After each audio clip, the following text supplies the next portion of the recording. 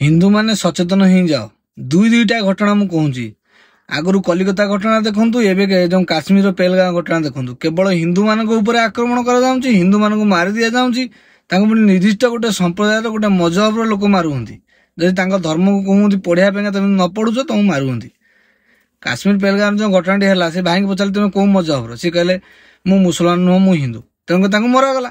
एथु हिंदू भाई माने जागरण हबार अच्छी सारा भारत वर्ष गोटे वार्ता गला काश्मीर पेलगाम रु जे भारत रे भी हिंदू माने सुरक्षित नुहति। ताले ये मोदी सरकार को मोर गोटे प्रश्न भाई जदि भारत रे हिंदू माने सुरक्षित नुहति कौटी हिंदू माने सुरक्षित रहे।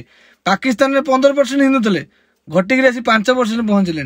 बांग्लादेश 33% हिंदू थे घटिक 11% मारे। आ भारत में कौन चाहूँ आतंकवादी माने भारत पूरा विलुप्त हो हिंदू माने सचेतन भाव जी घटना घटुची।